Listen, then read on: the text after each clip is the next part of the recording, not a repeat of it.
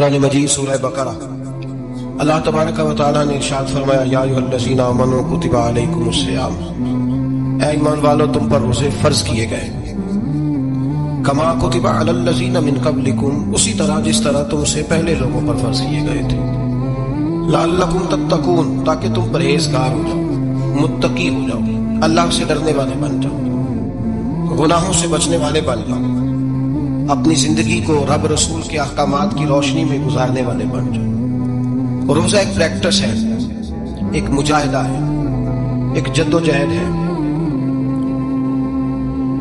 جد و جہد کس چیز کی؟ اللہ کی رضا کے مطابق اپنے آپ کو ڈھالنے کی جد و جہد۔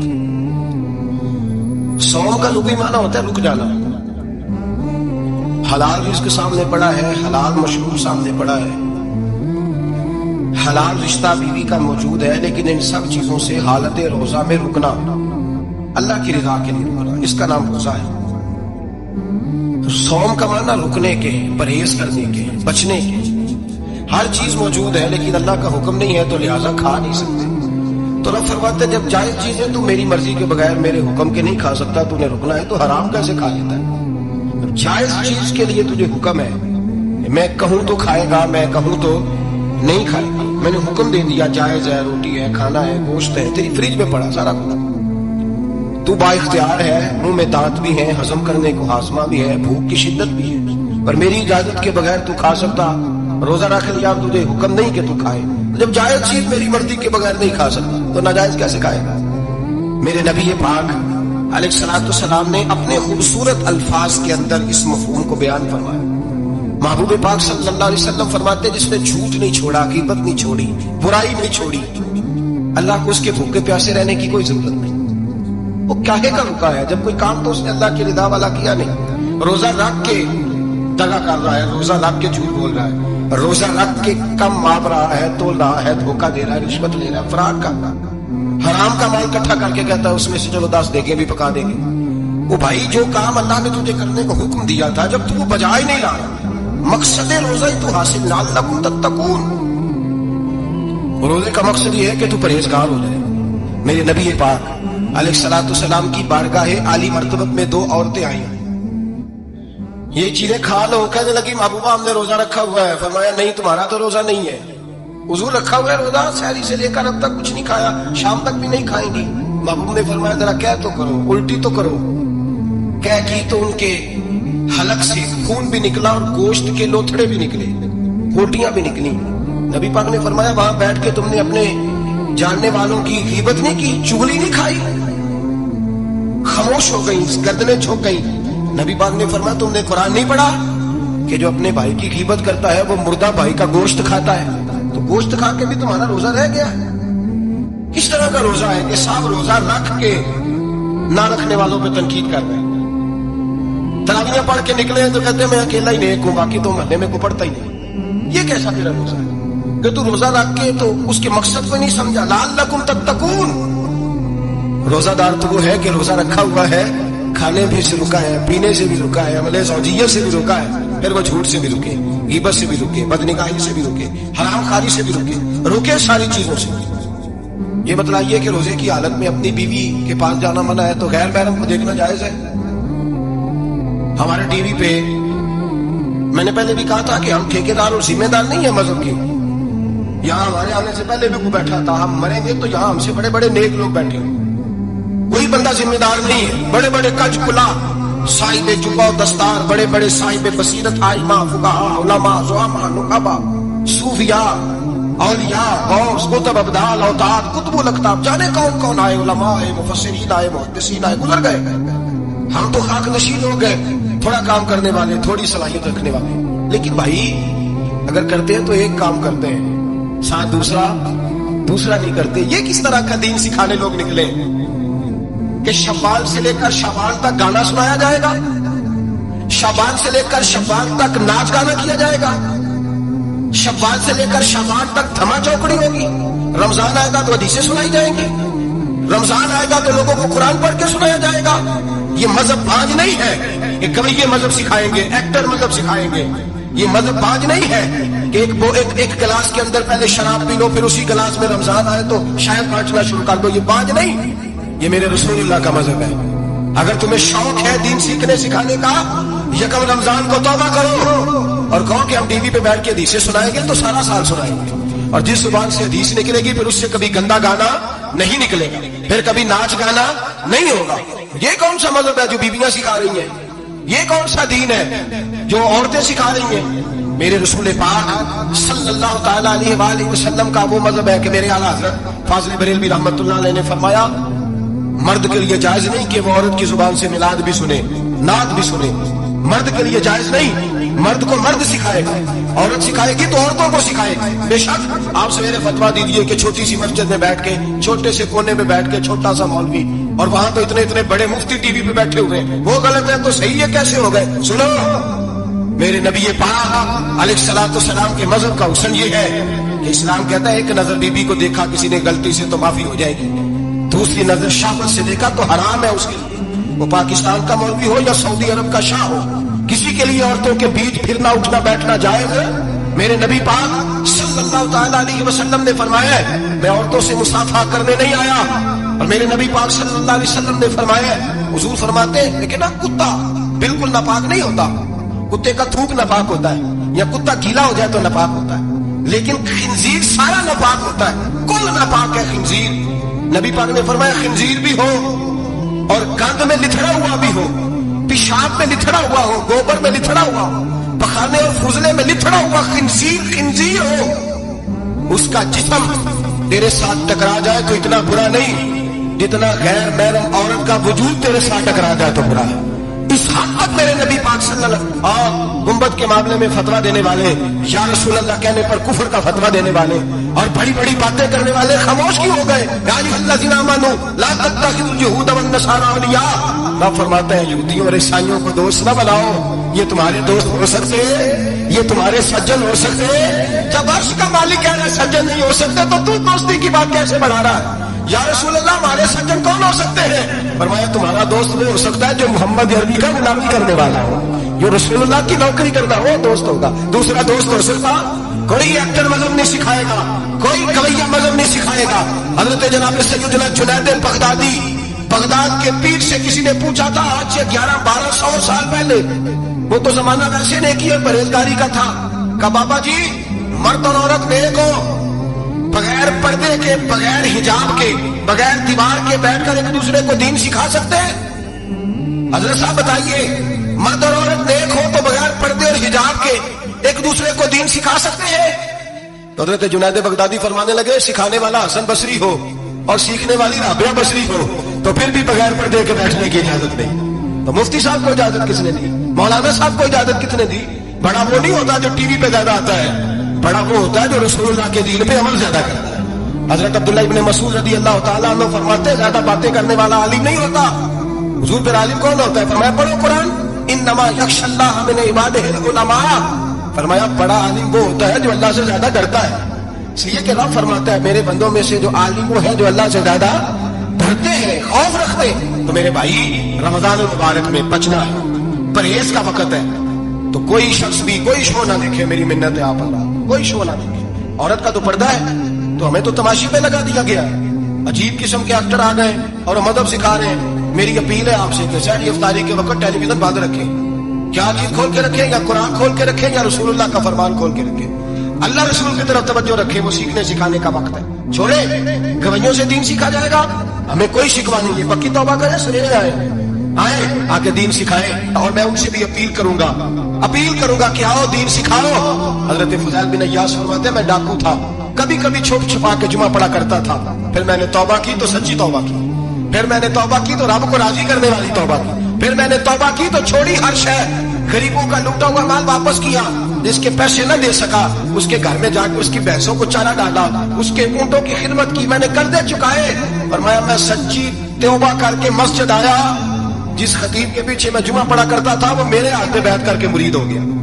اللہ تبارک و تعالیٰ نے اپنے بندوں کے دل میری طرف پھیر دیے, پھر تمہیں اس میں انعام دینے کی ضرورت نہیں پڑے گی. پھر تم کٹیا نشین بن کے بھی دین پھیلاؤ گے تو اللہ اس میں تاثیر پیدا فرما دے گا. تو روزے کا معنی رکنا ہے, روزے کا معنی بولیے, روزے کا معنی رکنا. کس سے؟ جھوٹ سے, غیبت سے, بدی سے, بد نگاہی, کھانے پینے. روزہ کس پہ فرض ہے؟ امیروں پہ کہ غریبوں پہ؟ جی کہنے نے میں تو کام ہی میرا تو کام ہی محنت مزدوری والا, میں کیسے روزہ رکھوں, میں تو دیہڑی لگاتا ہوں تو روزہ کیسے رکھوں. میں نے نہیں کسی حدیث میں پڑھا کہ روزہ وہ رکھے جو دفتر میں بیٹھتا ہے. صحابہ کے زمانے میں تو دفتر ہوتے ہی نہیں تھے, کسی جگہ نہیں لکھا ہوا روزہ وہ رکھے گا جو اے سی میں بیٹھتا ہے, تب تو اے سی تھے ہی نہیں. حضرت ابوبکر صدیق رضی اللہ تعالیٰ عنہ سے لے کر جناب بلال تک سارے اپنے ہاتھ سے کام کرتے, سارے اپنے ہاتھ سے کام کرتے سارے. حضرت عمر فاروق رضی اللہ تعالیٰ عنہ خلیفہ وقت ہونے کے باوجود مال غنیمت کے اونٹ چرنے جاتے تھے تو چراگاہ میں چھوڑنے میں جاتے تھے, لینے بھی آتے تھے واپس. سارے لوگ اپنے ہاتھوں سے مشقت والے کام کرتے. حضرت بلال مزدوری کرتے, سلمان فارسی مزدوری کرتے, مقداد مزدوری کرتے, صحابہ مزدوریاں کرتے, روزے رکھتے. اور رمضان کے جانے کا وقت ہوتا تو در رسول پہ کھڑے ہو کے عرض کرتے محبوبہ دل نہیں بھرا, دل کرتا ہے کبھی رب سارا سال ہی روزے عطا کرے, سارا سال رمضان دے تو ہم سارا سال روزے رکھنے کو تیار ہیں. جذبہ تھا, طاقت تھی, ہمت تھی. آج نوجوان لڑکا ہے کہتا ہے مجھ سے بھوک برداشت نہیں ہوتی. میرے بھائی رب بیماری لا دینا, اللہ سے دعا مانگے اللہ شفا عطا فرمائے, اور دعا کریں اللہ آزمائش سے محفوظ فرمائے. آپ یقین کریں میں نے لوگوں کو دیکھا ہے حلق سے قطرہ نہیں اترتا, خوراک کی نالی لگی ہوئی, اعلیٰ غذائیں پکی ہوئی پڑی ہیں. عرش کا مالک کہتا ہے میں تیرے حلق سے گزرنے نہیں دوں گا, قانون بن گیا. میں نے دیکھا ہے ڈرپ پہ لوگ زندہ ہے, بوتل لگی ہوئی ہے, گلوکوز کی گزارا چل رہا, اعلیٰ غذائیں پڑی ہیں, لاکھوں روپیہ تجوری میں پڑا ہے. مالک کہتا ہے تو نہیں کھا سکتا, تو وہ کھانے نہیں دیتا, نہیں کھانے دیتا. ایک شخص یورپ کے علاقے کا, میں کسی کالم نویس کا پڑھ رہا تھا, وہ کہتا میری کھربوں میں جائیداد ہے لیکن میرے معدے میں ایسی تکلیف ہے کہ میں آٹے کو چھان کر جو اوپر سے بھورا نکلتا ہے صرف وہ کھا سکتا ہوں, اس کے علاوہ میں کائنات کی کوئی نعمت کھا نہیں سکتا. اور میرے بھائی وہ جب چاہے تو بڑے بڑے کھانے کھانے سے تجھے روک دے, تیرے دانت چبانے کے قابل نہ رہے, زبان نگلنے کے قابل نہ رہے, معدہ تیرا ہضم کرنے کے قابل نہ رہے. وہ جب چاہے تو جو مرضی کر لے. وہ کہتا چل تو میری مرضی پہ چلنا, ایک مہینہ میرے کہنے پہ نہ کھا, ایک مہینہ میرے کہنے پہ نہ کھا. تو یا اللہ تو کیا کرے گا؟ فرمایا صوم تصوم. میرے نبی پاک نے فرمایا تم روزے رکھو, اللہ تمہیں صحت عطا فرما دے گا, اللہ تندرستیاں دے دے گا, شفائیں دے دے گا. تم روزے رکھو, اللہ تمہیں, سبحان اللہ, اللہ تمہیں, اللہ طاقت دیتا ہے, ہمت دیتا ہے, اللہ ہمت دیتا ہے. میں نے دیکھا ہے, میں نے بزرگوں کو دیکھا ہے, ضعیف لوگوں کو دیکھا ہے, کمزور لوگوں کو دیکھا ہے, میں نے دیکھا ہے روزے رکھتے ہوئے, مزدوروں کو دیکھا ہے روزے رکھتے ہوئے. میں اپنے ابا جی کو کہتا ابا جی اتنی سخت گرمی اور مزدوری آپ کرتے اور مزدوری کے عالم میں روزہ رکھتے, تو کہتے پتر روزہ کی آتا ہے, روزہ کدوں کو جاتا ہے, روزہ اپنی جگہ تے مزدوری اپنی جگہ تے. اور کئی دفعہ مینوں فرمان لگیا, مینوں یاد سمجھ کو نہیں لگتی, پتہ نہیں روزے چ اللہ طاقت کتوں دے چڑھتا ہے, نہیں زیادہ کام بھی زیادہ کریدا ہے تے روزہ بھی رکھ. بھائی صوم تصوم, میرے مصطفیٰ نے فرمایا تو روزہ رکھ, اللہ تجھے صحت عطا فرما دے گا. رب تعالیٰ تجھے, یہاں ہوٹل کھلے ہوئے ہیں, یہاں عجیب حالات ہے, ہوٹل کھلے ہوئے ہیں, لوگ بہانے ڈھونڈتے پھرتے ہیں, کہتے ہیں کٹ لگ گیا تھا, ذرا تھوڑا سا خون نکل آیا, سنی پلاس لگائی ہے تو روزہ نہیں رکھا, یہ ذرا مجھے تھوڑی دقت ہو گیا تو میں نے روزہ نہیں رکھا, کھانسی لگ گئی تو روزہ نہیں رکھا. او خدا کے بندے, روزہ تو نعمت ہے. اور سبحان اللہ, میرے نبی پاک نے فرمایا لکل شیء زکات و زکات الجسد الصوم, فرمایا ہر شے کی زکات ہوتی ہے, وجود کی زکات روزہ ہے. روزے رکھو جسم کی زکات نکل جائے گی. فاقہ کرنا بھی میرے نبی پاک کی سنت ہے, مسواک کرنا بھی سنت ہے, فاقہ کرنا بھی, مسواک والی سنت زیادہ اپناتے ہیں لوگ, فاقہ کرنا بھی نبی پاک کی سنت ہے. ایک صاحب مجھے کہنے لگے جناب بیٹھ کے کھانا حضور کی سنت ہے. میں نے کہا کبھی کبھی نہ کھانا بھی نبی پاک کی سنت ہے, نہ کھانا بھی حضور کی سنت ہے. اور ہمارے فقہاء نے لکھا ہے جو روٹی زیادہ کھاتا ہے اس میں دو باتیں پیدا ہو جاتی ہیں. کیا کیا؟ ایک بولتا زیادہ ہے, دوسرا سوتا زیادہ ہے, غافل ہو جاتا ہے. فقہ اور حکیم اطباء ڈاکٹر کہتے ہیں کہ پیٹ خالی رہے نا جس آدمی کا, اس کا حافظہ مضبوط ہوتا ہے, اس کے ذہن کی گرہ کھلتی ہے. زیادہ کھانے سے تو خماری چڑھتی ہے, دماغ ڈھونڈتے پھرنا روٹی کدھر سے آنی چاہیے, گھر میں نہیں پکی تو ہوٹل چلے جانا, کھانے کے سوا اور کام ہی کوئی نہیں. اور صاحب میرے نبی پاک علیہ السلام نے فرمایا کافر 7 آنتوں سے کھاتا ہے, 7 آنتوں سے. اور فرمایا میرا مومن 1 آنت سے کھاتا ہے, اس کے وجود میں کھانے والی 1 آنت ہے. کافر 7 آنتوں سے کھاتا ہے. فاقہ کشی سے نورانیت پیدا ہوتا ہے, کم کھانا. دیکھیں نا نبی پاک صلی اللہ علیہ وسلم نے اللہ سے فاقہ مانگ کے لیا ہے, یا اللہ 1 وقت روٹی دے, 1 وقت کا فاقہ دے, مانگ کے لیے نبی پاک مانگ کے. حضرت ابو ہریرہ رضی اللہ تعالیٰ عنہ فرماتے ہیں بھوک زیادہ لگتی تھی نا جب مجھے, تو میں حضرت عمر سے, ابو بکر سے, عثمان مولا علی سے کوئی مسئلہ پوچھ لیتا تھا, اور جب میں مسئلہ پوچھتا تھا تو وہ مجھے روٹی کھلا دیتے تھے. جب میں ان سے مسئلہ پوچھتا تو وہ مجھے, حضرت ابو ہریرہ فرماتے ہیں مجھے بھوک لگی, میں حضرت عمر کے پاس گیا, ان سے مسئلہ پوچھا. ان کا رواج تھا جب میں مسئلہ پوچھتا تو پہلے روٹی کھلاتے. ہمارے بزرگ یہ فرماتے ہیں کہ کھانے کھلا کے دین پڑھاؤ. صرف تمہارا کتب خانہ نہیں کھلا ہونا چاہیے, تمہارا دسترخوان بھی کھلا ہونا چاہیے. کسی نے نبی پاک صلی اللہ علیہ وسلم سے پوچھا تھا بہترین مسلمان کون ہے؟ حضور نے فرمایا جو سلام لینے میں پہل کرے اور روٹی زیادہ کھلائے, جو روٹی سے ہر وقت فکر کرے یار میں روٹی کھا رہا ہے, روٹی کھانے کی طرف توجہ دلائے. کھلانا سنت ہے, زیادہ کھانا اس میں بھی فرق رکھے. تو نبی پاک صلی اللہ علیہ وسلم کے صحابی حضرت ابو ہریرہ رضی اللہ تعالیٰ عنہ فرماتے ہیں میں نے حضرت عمر سے مسئلہ پوچھا. میں نے کہا حضور مسئلہ بتائیں. تو کہتے پہلے ان کی عادت تھی جب میں مسئلہ پوچھتا تو روٹی بھی کھلاتے. آج انہوں نے مسئلہ ہی بتایا ہے, روٹی کو نہیں کھلائی. تو مجھے کہنے لگے ابو ہریرہ تو سوچتا ہوگا روٹی نہیں اس نے پوچھی, تو نے کب سے کھانا نہیں کھایا؟ میں نے کہا صبح سے. تو جناب عمر کہنے لگے میں نے کل صبح سے نہیں کھایا. چل ابو بکر صدیق کے گھر مسئلہ پوچھتے ہیں. کہتے جناب صدیق اکبر کے دروازے پہ گئے, جا کر کے ان سے مسئلہ پوچھا. ان کی بھی عادت تھی جب کوئی مسئلہ پوچھنے جاتے تو دسترخوان بچھا لیتے. کہتے آؤ روٹی بھی کھلاتا ہوں مسئلے بھی بتاتا ہوں. کہتے ہیں گئے تو انہوں نے بھی مسئلہ بتایا, روٹی کوئی نہ پوچھی. تو کہنے لگے عمر ابو ہریرہ تم لوگوں نے کل پرسوں سے نہیں نہ کھایا ہوگا. اور ابو بکر کو 4 دن گزر گئے ہیں, تھوڑا سا دودھ ملا ہے یا کھجور ملی ہے, روٹی کوئی نہیں ملی. چلو در رسول پہ چلتے ہیں, آؤ حضور کی بارگاہ. کہتے ہیں نبی پاک کی بارگاہ میں آئے, حضور نے چہرے دیکھے, کریم سے مسئلہ نہیں پوچھنا پڑا. میرے مصطفیٰ کریم نے فرمایا بھوک لگی ہوئی ہے تم تینوں کو, 3-4 دن ہو گئے. اللہ کے رسول نے فرمایا مجھے پورا ہفتہ ہو گیا ہے. سبب کچھ اور ہے جس کو تو خود سمجھتا ہے. زوال بندہ مومن کا بے زری سے نہیں, بھوک نقصان کا وجہ نہیں بنی, وجہ کوئی اور بنی. رشوتیں کہ جو بازار گرم ہوئے ہیں لوٹ مار کے, یہ روٹی کے لیے نہیں, یہ زیادہ کھانے کے لیے, یہ بینک بیلنس کے لیے گرم ہے. یہ لوٹ مار کا مقصد کوٹھیاں بنانا ہے, روٹی کا تو رب کریم کا وعدہ ہے. جو روز روتا ہے شام کو کہ میرا کاروبار کوئی نہیں, اصل میں کہتا ہے بنگلہ کوئی نہیں, اصل میں کہتا ہے کار کوئی نہیں, بازاروں کوئی نہیں, روٹی تو اللہ عطا فرماتا ہے, اس کا وعدہ ہے. فرمایا حضور نے 3 دن بیت گئے, چلو. میرا بے تکلف صحابی ابو الحسن انصاری, وہ بڑے نصیب والے ہوتے ہیں جن کو میرے نبی پاک خود کہتے تھے کہ تیری فلانی ذمہ داری ہے. اس زمانے میں تو کسی کو کہہ دیا جائے تیری ذمہ داری ہے تو کہتا ہے یہ تو پھٹیکے ڈالنے لگے, یہاں سے تو چھٹی کر دینی چاہیے. خوش ہوتے تھے صحابہ کہ ہماری ذمہ داری لگی. کہتے ہیں حضرت ابو الحسن انصاری کے گھر گئے, نبی پاک نے فرمایا بھوک بڑی لگی ہے کھانا لاؤ. کہتے ہیں حضور نے اسے کہا تو اس آدمی کو تو وجد ہی ہو گیا. اس نے کہا میرے اتنے نصیب کہ حضور کا یہ کھانا کھلا. آؤ دیکھو دنیا والوں, آج جو سب سے زیادہ عزت والا ہے وہ میرا مہمان بنا ہوا ہے. فرماتے ہیں وہ دوڑے گئے, بکری اٹھائی, ذبح کی, بیوی کو کہنے لگے روٹی تیار کر. ادھر کھجوریں توڑی, انگور توڑے, کہنے لگے حضور آپ جب تک تناول کریں تب تک کھانا پک جاتا. حضرت عمر کہتے ہیں روٹی پک کے آئی, بڑا پیارا گوشت, بڑا اچھا سالن, بڑا خوبصورت خلوص والا کھانا. فرماتے ہیں میں نے بڑا ہی کھایا. نبی پاک نے نہ ایک روٹی لی اور چھوٹی چپاتی, تھوڑا تھوڑا سالن کونوں سے. اور جب نبی پاک نے کھا لیا تو حضور کی آنکھوں میں آنسو آئے. حضرت عمر کہنے لگے حضور روئے کیوں؟ نبی پاک نے فرمایا سوچتا ہوں 7 دن کے فاقے کے بعد کھایا ہے, پر ڈرتا ہوں رب اس کا حساب پوچھے گا تو جواب کیسے دینا ہے, اس کا حساب بھی تو دینا ہے نا جو کھایا ہے. تو حضرت عمر فاروق کے ہاتھ میں کچھ چیز کی زور سے زمین پہ ماری, کا محبوبہ 7 دن کے بعد بھی روٹی کھائے تو حساب دینا ہے.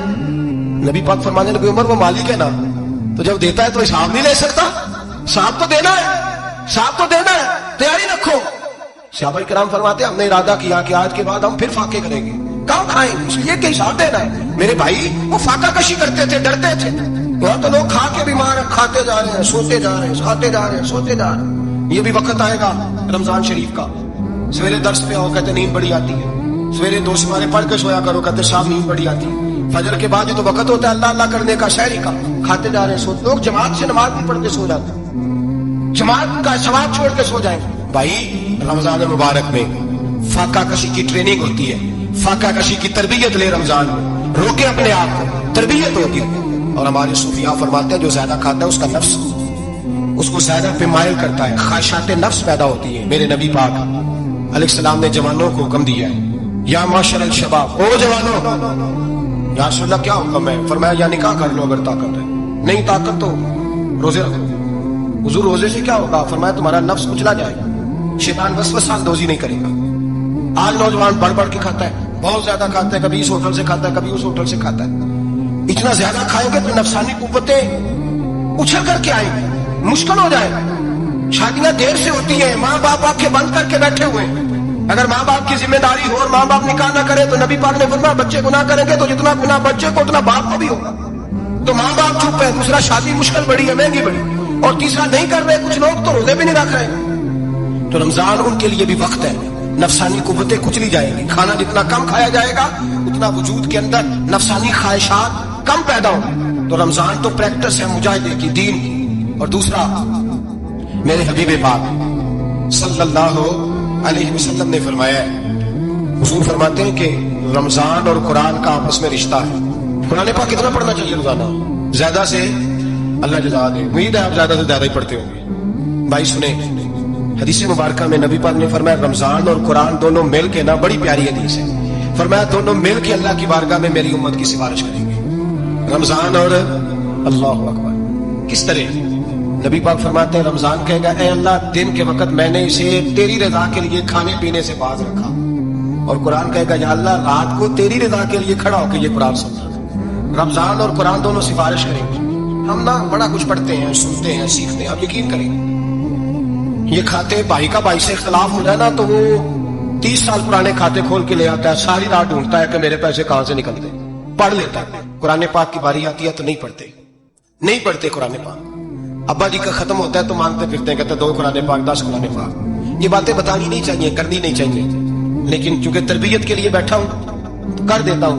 मेरे शागिर्दों से पूछें, यहाँ मदरसा है अल्हम्दुलिल्लाह, दर्जनों तलबा है, असातिज़ा है, मेरे पीर भाई हैं। और मेरा ये दावा है कि शायद तो किसी से इतना प्यार करता हूं जितने मेरे शागिर्द और मुरीद मुझसे करते हैं। लेकिन मैंने कभी किसी से नहीं कहा कि जरा सूरत फातिहा पढ़ के देना, मैंने अपने अब्बा जी को सवाब देना है। पूछ लें किसी से नहीं कभी कहा। कभी नहीं मैंने कहा कि जरा मुझे थोड़ा सा कुरान पढ़ दे। मैं इसको नाजायज नहीं कहता, पढ़वाना चाहिए, लेकिन मैं अपने वालिदैन के लिए कभी सवाल नहीं करता कि मुझे जरा पढ़ के दो, मैंने बख्शना है। इसलिए कि मैंने जाती तौर पर रूटीन बनाई है। मैं समझता हूं कि कायनात के अंदर मेरे ऊपर जिन लोगों ने एहसान किए उनमें सबसे ज्यादा हिस्सा मेरे माँ बाप का है। मैं समझता हूं इस बात, कितना नालायक हूं मैं कि मैं 1 महीने में एक कुरान पाक भी पढ़ के उनकी रूह को एहसान नहीं कर सकता। मेरा ये तरीका है जाती, मैं कदर नहीं लगाता, मेरा जाती तरीका है। अलहम्द से शुरू करो और 2 सूरतें छोड़ के कुरान पाक खत्म कर दो आखिरी, और फिर फलक और नास सूरतें साथ ले जाओ। यहां बैठ के साले सवाब नहीं करना, खत्म नहीं दिलाना, साथ ले जाओ, कब्र पे खड़े हो जाओ और फलक और नास सूरतें कब्र पे बैठ के तिलावत करो। और जो कुरान मजीद पढ़ा है उनकी रूह को वहां एहसान करो। और भाई, औलाद जब माँ बाप के लिए पढ़ती है तो उसे कहना नहीं पड़ता अल्लाह बख्श दे, इसलिए कि औलाद की नेकियां खुद ब खुद माँ बाप के खाते में जमा होती है, खुद नेकियां जमा होती है। मेरे भाई, तू बच्चों से ये तो मुतालबा करता है कि बेटा इस साल रमजान मुबारक में मेरे लिए सत्तू जरूर बनाना, फलानी चटनी जरूर तैयार करना। ये क्यों नहीं कहता बीवी से कि डिशें कम बनाना, तू भी बैठ के कुरान पाक पढ़, मैं भी कुरान पाक पढ़ता। इधर आओ बेटा, यहाँ बैठ के तिलावत करो, मैं भी करता। बेटी इधर आओ, बैठ के कुरान पाक पढ़ो। कितना वक्त लगता है?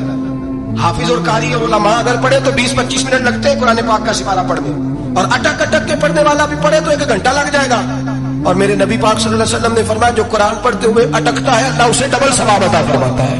फरमाया जो जुबानी पढ़े सिंगल सवाब, जो देख के पढ़े उसे डबल सवाब। हुजूर क्यों? फरमाया इसलिए कि मेरा कुरान देखने पे भी अल्लाह सवाब अता फरमाता है, कुरान देखने पे भी अल्लाह सवाब देता है, देखने का भी सवाब। रमजान शरीफ में कुरान पाक पढ़े, खोल के पढ़े। और मेरे भाई, अगर तेरा बच्चा पढ़े, अगर तेरी बेटी पढ़े, कायनात का खुशनसीब बाप वो है कि बेटा कुरान पढ़े, चाहे नाजरा ही पढ़े, जिसकी बेटी पढ़े। जिंदगी में इन्हें इस काम पे लगा जाओ, मरने के बाद भी पढ़ेंगे। इमाम जलालुद्दीन सुयूती शाफई रहमतुल्लाह अलैह फरमाते, हजरत ईसा कब्र के पास से गुजरे, कब्र पे अजाब हो रहा था, अल्लाह का गजब बरस रहा था। जनाब ईसा इस्तिगफार पढ़ते डरते गुजर गए। थोड़ी देर के बाद, चंद घंटों के बाद गुजरे तो उसी कब्र पे फूल खिले हुए थे, रहमत बरस रही थी। हजरत ईसा अलैहिस्सलाम अर्ज करने लगे, मौला तू बेनियाज है, मेरी ताकत नहीं तेरे कामों में बोलने की, पर अभी तो यहाँ अज़ान हो रहा था, अभी रहमत बरस रही है। जनाब ईसा कहते हैं आवाज़े खुदाबंदी आई। ईसा बंदा बड़ा गुनहगार था, पापी था, मुजरम था, खताकार था, लेकिन जब इसका इंतकाल हुआ, इसकी बीवी हामला थी, उसके पेट में बच्चा था, बच्चा इसके इंतकाल के बाद पैदा हुआ। आज 4-4.5 साल का हुआ है, मकतब में गया है, मदरसा में गया है, उस्ताद ने बिस्मिल्लाह शरीफ पढ़ाई है। फरमाया उसने तोतली जुबान से कहा है बिस्मिल्लाहिर्रहमानिर्रहीम का। ऐसा मुझे बतला, इस जमीन पर वो मासूम जिसे अभी रहमान और रहीम कहना नहीं आता, वो तोतली जुबान से मुझे रहमान और रहीम कहे और मैं उसी जमीन पे उसके बाप को अजाब दूं। फरमाया उसने एक बार रहमान और रहीम कहा है, मैंने उसकी बाप की कब्र को नूर से मामूल फरमा दिया, नूर से भर दी है कब्र, बरकत से भर दी है। अल्लाह करे मेरे बेटे भी कुरान पढ़े, अल्लाह करे मेरी बेटियां भी कुरान पढ़े, अल्लाह करे हम सब की औलादें कुरान पाक पढ़े। लेकिन ना इमाम आज़म अबू हनीफा रमजान में 61 कुरान पाक पढ़ते थे। कितने? 60 टेक अल्लाह अकबर। एक कुरान पाक दिन में पढ़ते पूरा, एक रात को पढ़ते, एक तरावी में पढ़ते। 61 कुरान पाक इमाम साहब पढ़ते। आप फरमाते मैंने छोड़ दिए सारे वजीफे, मैं सिर्फ रसूलुल्लाह का कुरान पढ़ता हूँ। रमजान सारा कुरान पाक, सारा रमजान। अब तो आदत ही नहीं रही हमें कुरान पाक की। अगर लोग नाराज ना हो तो महफिल नात होती है, तो तिलावतें कितनी होती हैं। और नाते हमने शौक ही नहीं बनाया, शौक ही नहीं बनाया हमने तिलावत कुरान का।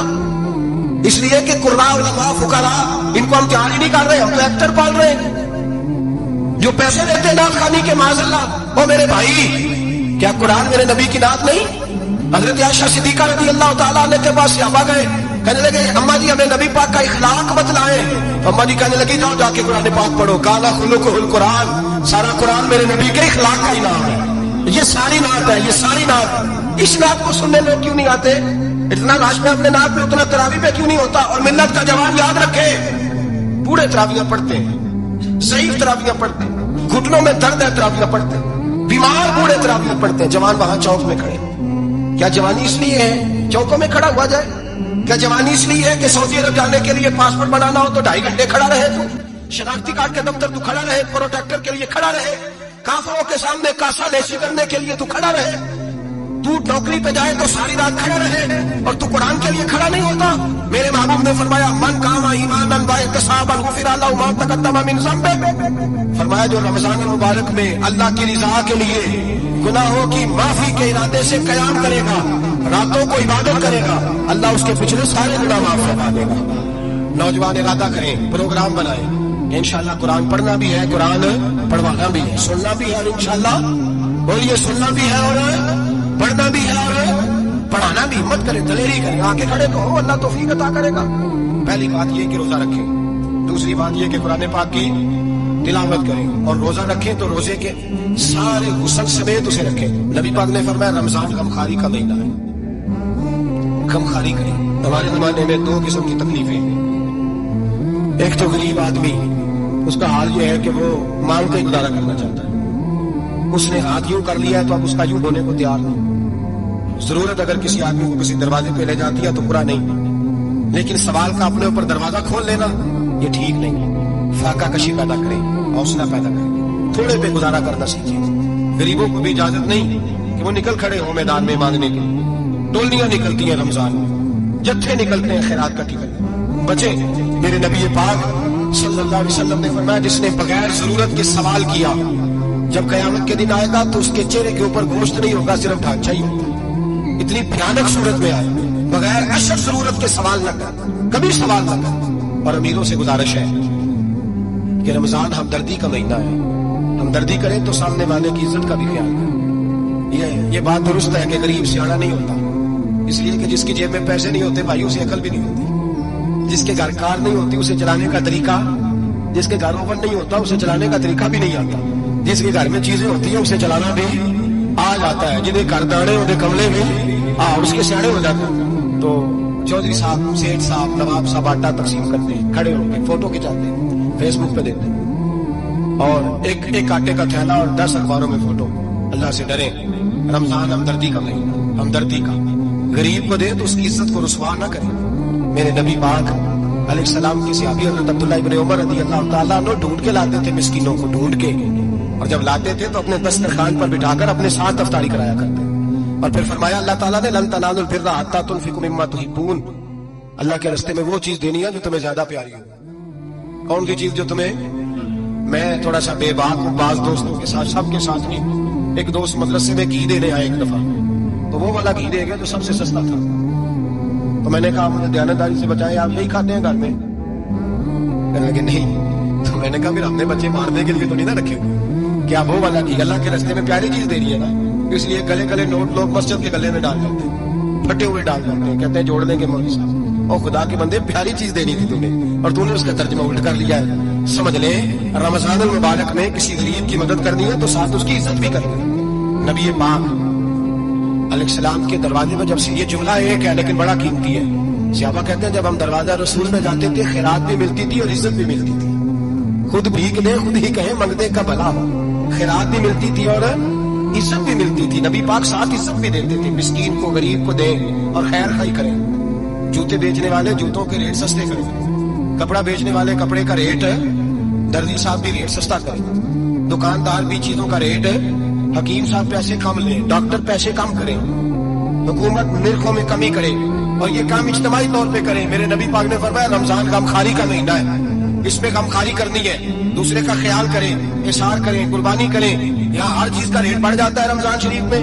ہر آدمی کہتا میرا سیزن آ گیا ہے, توجہ بڑھائے, خیال کریں, غمخواری کا مہینہ ہے.